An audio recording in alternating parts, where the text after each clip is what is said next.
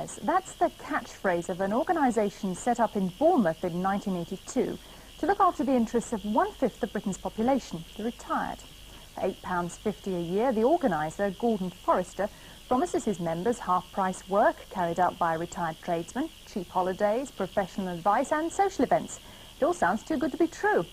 And there's even a branch opening in the southwest on November the 1st. But there's a fly in the ointment. The Transport and General Workers Union have advised its members not to have anything to do with A.I.R. They see it as a threat to working people's jobs. I have with me Gordon Forrester of A.I.R and the District Officer of the Transport and General Workers Union for North Devon, Ian Crawford. Good evening, gentlemen. Mr. Forrester, aren't you indeed taking work away from people who aren't retired by offering work at less than commercial rates? No, I think this is an example again of the unions making a statement about a subject without finding out first all the information. They're stating that we are taking full-time jobs from young people, which of course we're not. We are supplying work and a reason for living again to a lot of retired people who still have those skills but are on a fixed income and can help other retired people. There are 10 million retired people in this country, let us remember. There's 3 million unemployed. It just happens that our company look after that 10 million. The 3 million have the CBI, the government and the unions to try and straighten out the economy and supply them work. I am for action in retirement and for the retired people of this country. Of course, the retired people in this country have not been left alone. You're not the only person who's looked after them. I mean, Age Concern, for example, they help the retired and they help them for free. Aren't you out just to make a fast buck? The charity Age Concern, in actual fact, help people within their limitations. They're not allowed to be too commercial, and they cannot offer the sort of services that we do offer right throughout carpentry, plumbing, etc., and make a profit of it, which allows us to continue the service and to grow very strong. There's 40 branches in this country already, and we're growing all the time.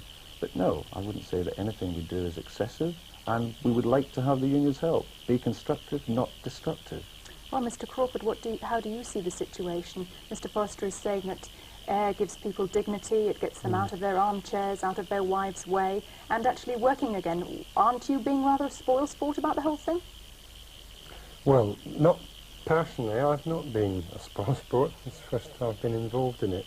You as the union? Generally speaking, yeah, our union has had a long involvement with pensioners and has, like other organisations, supported the campaign for a better deal for pensioners. With regard to the statement made by Gordon concerning the fact that jobs are not being taken away, I find that very difficult to accept, because whilst we're trying to sort of assist, or their organisation is trying to assist old age pensioners who are on low incomes. Forgive me for interrupting you. I mean, we have actually approached the Manpower Services Commission, offered to let young men on job releases work for a year with these skilled tradesmen who were taught the proper way to do a job and take no profit as far as action in retirement was concerned, and we get no reaction from them. Well, this is a perfect example. That's as may be. I picked up the information that old age pensioners would be assisting old age pensioners using, as you say, skills which they still have. And the thing we've got to concern ourselves with is, are we tinkering with a problem rather than finding a remedy? Because yes, I know that old age pensioners, as everybody knows, are on low incomes. What we should be doing is not tinkering with the car that might be running out of petrol by adjusting the carburettor, but looking at the fuel situation. And what I'm driving at really is we should be seeing that old age pensioners, and this is the campaign that TNG has always been involved in, get a better income when they finish their working lives. Because there is but a drop in the for the interim period, majority. is it not fair to say that your union could help us by exposing the situation until the fuel situation is sorted out properly, that we could actually help in the interim period? Very briefly. Very briefly, I think pensioners need to be active. I hope that when I retire, if I get that far, and that I'll be active as well. But I don't think we should look to subsidise rates for the job Right. when there are people around with the skills who can pay the right. Thank you, gentlemen. I'm afraid I'm going to have to stop it there. I think we're all going to look forward with great anticipation to A.I.R opening in Plymouth on November the 1st. Back to Judy Spies at the news desk.